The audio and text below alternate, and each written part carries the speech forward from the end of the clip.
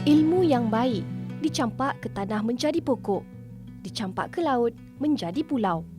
Hari ini hari yang sibuk bagi Dr. Latif atau nama sebenarnya Dr. Abdul Latif Kasim. Selesai tugasannya di kampus, beliau terpaksa meredah perjalanan lebih 160 km ke daerah Baling demi satu tanggungjawab. Sebagai salah seorang pensyarah di Pusat Pengajian Pendidikan dan Bahasa Moden, Universiti Utara Malaysia, Dr. Latif telah diberikan tanggungjawab besar bagi menjawat jawatan penyelaras program Sarjana Sains Pengurusan Pendidikan. Sebagai seorang yang komited, tanggungjawab ini dipikul beliau dengan penuh tanggungjawab, meskipun terpaksa hampir saban minggu berulang-alik ke Baling dari kampus utama di Sintuk.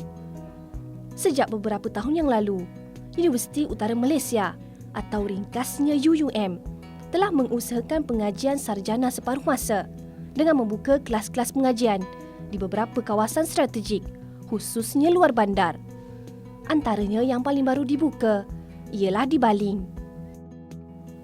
Hasrat untuk kita memperluaskan program pengajian siswadah ke luar ni adalah melalui keputusan Senet Universiti untuk melebarkan sumbangan UUM kepada pihak luar, terutamanya kawasan-kawasan pedalaman dan luar bandar. Itu hasrat utama.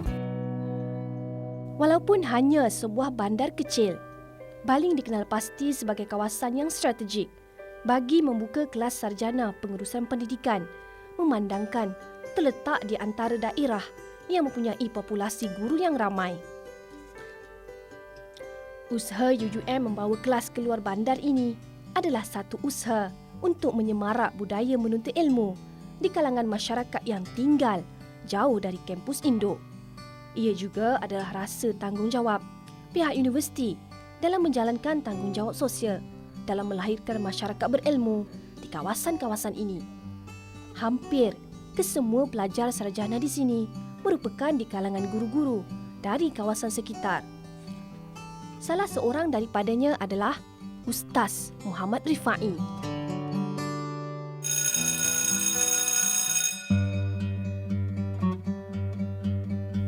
Berasal dari kawasan bernama Kupang dalam daerah Baling, Ustaz Muhammad Rifai Ismail adalah pemegang ijazah sarjana muda pengajian Islam dengan pengkhususan pengajian Al-Quran dan Sunnah.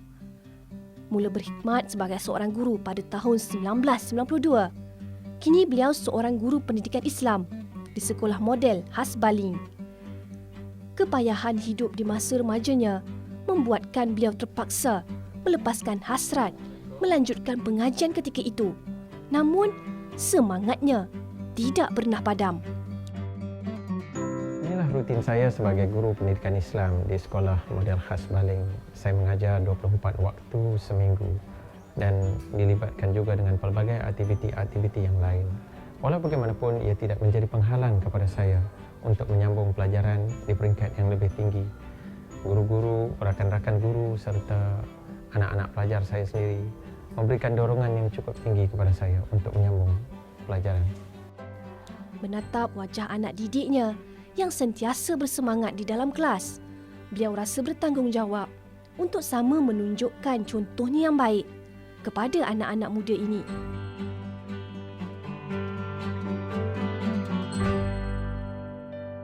Jadi hasrat pihak UUM ialah untuk membangunkan guru-guru di daerah luar bandar, terutamanya di kawasan-kawasan seperti di daerah Baling, Lenggong, Gerik dan juga Pekalan Hulu, supaya mereka juga mendapat ruang dan peluang untuk meningkatkan tahap kebolehcapaian dan kualiti guru-guru di daerah mereka.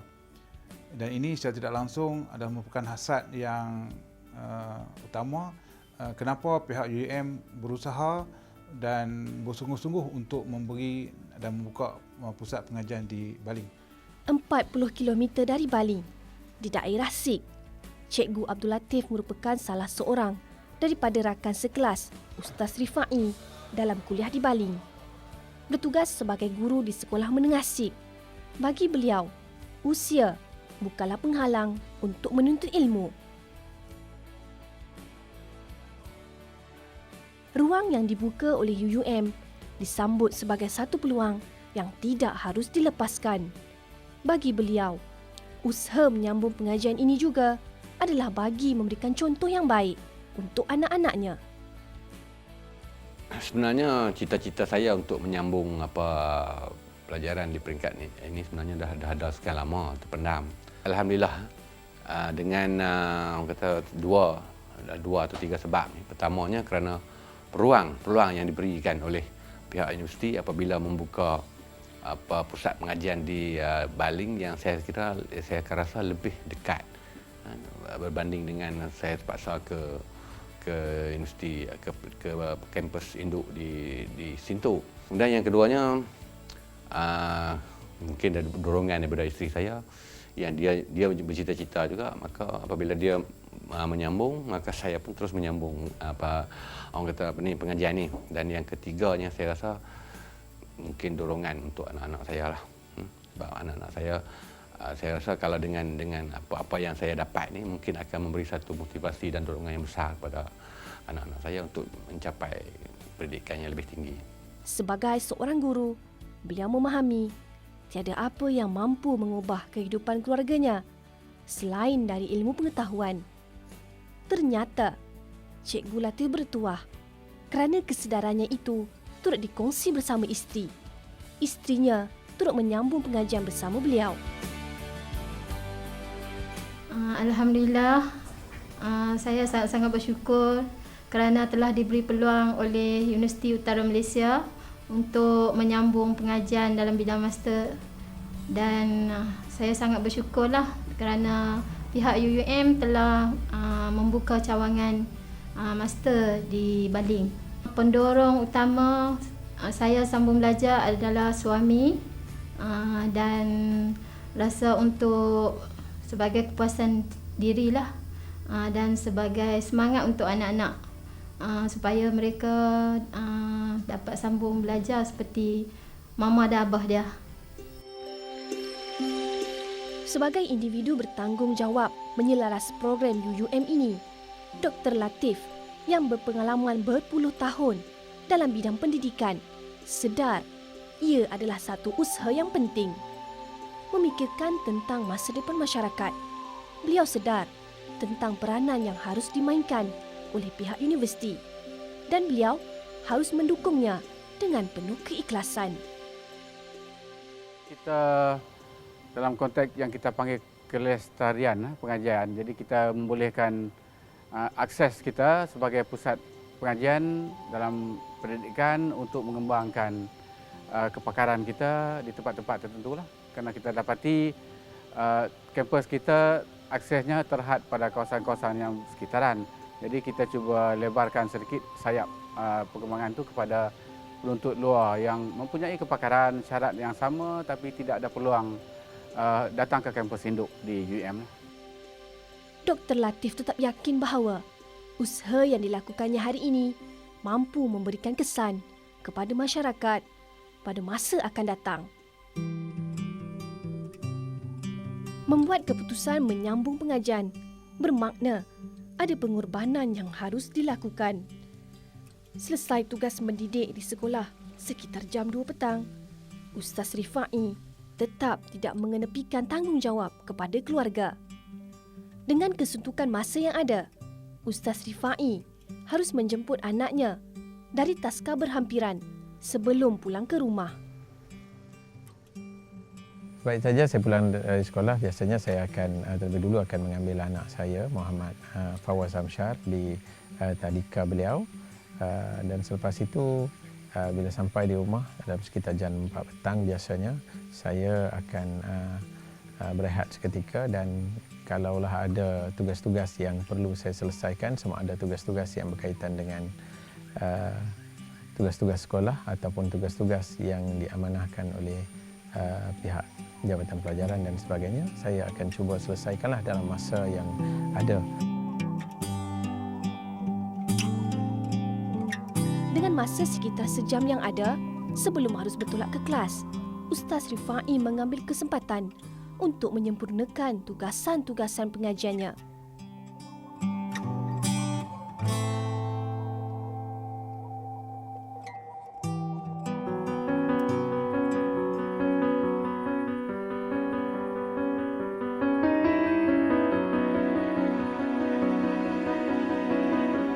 Bagi Cikgu Latif pula, menyambung pengajian bermakna beliau terpaksa mengurangkan aktiviti yang diminatinya, iaitu berkebun. Memanglah kalau dari segi kekangan itu tetap wujud. Sekarang ni mungkin orang kata dari segi orang kata keseronokan berbual dengan kawan-kawan tu agak kurang lah sikit. Saya terpaksa korbankan yang tu lah. Saya dan suami memang minat untuk berkebun ni.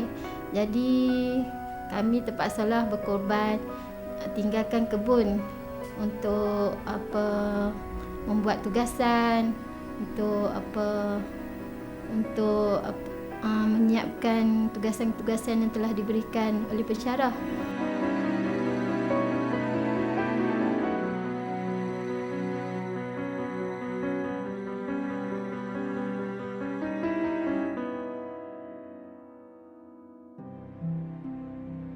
Jam 4 petang, Ustaz Rifai harus bergegas ke kuliah. Kedudukan rumahnya yang jauh dari kelas dan laluan jalan raya yang kurang sempurna menyebabkan beliau harus bertolak sekurangnya sejam sebelum kelas bermula.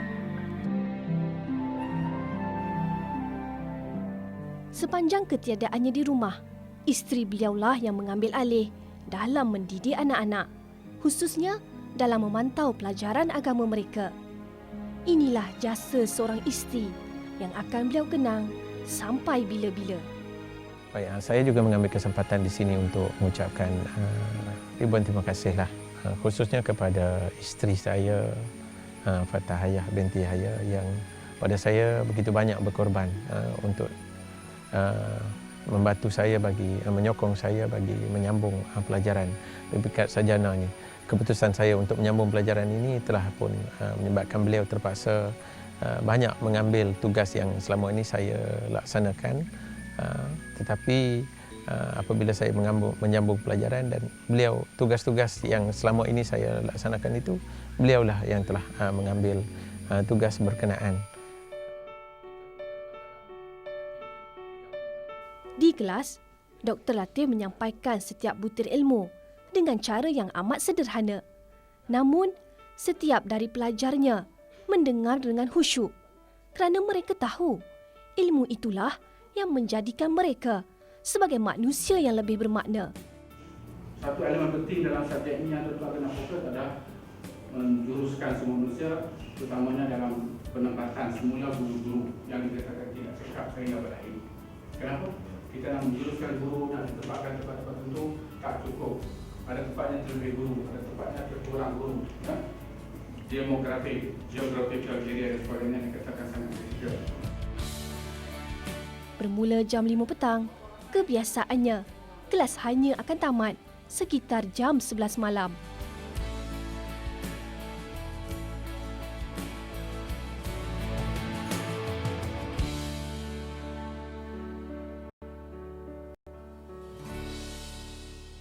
Setelah mengambil anak-anak dari rumah pengasuh, menjelang tengah malam, barulah Cikgu Latif bersama isteri tiba di rumah. Jadi saya ingat anak pun sudah memahami, sebab anak bukan anak kecil, anak yang 5-6 tahun, 4-5 tahun. Ayah satu tu dah 6-12 tahun, dia sudah memahami. Rutin harian yang panjang bagi mereka yang cintakan ilmu. Namun, itu tetap tidak menjadi penghalang pengorbanan hari ini untuk harapan hari esok dan seterusnya.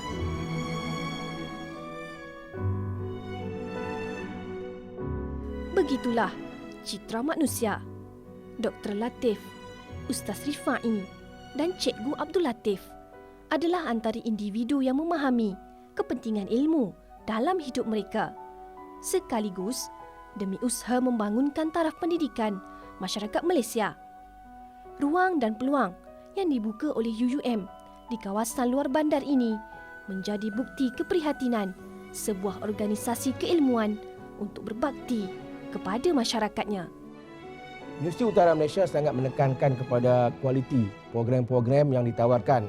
Jadi selaras dengan KPI yang berkaitan dengan kualiti, Pusat Pengajian Pendidikan secara berkala berpegang kepada konsep continuous quality improvement mengadakan pemantauan sama ada secara visual. Saya sendiri sebagai dekan akan turun bersama dengan pegawai-pegawai ataupun pengurusan pusat pengajian untuk memantau daripada segi kemudahan prasarana. Di samping kita juga mengadakan tinjauan, survey dalam kalangan pelajar-pelajar mengenai kemudahan dan juga pelaksanaan program. Daripada semasa kita memastikan bahawa sekiranya ada sebarang kekurangan, kita akan melakukan penambahbaikan berterusan. Berbakti kepada hidup, kita juga yang bakal beroleh hasilnya. Jika tidak dipecahkan ruyung, manakan dapat sagunya.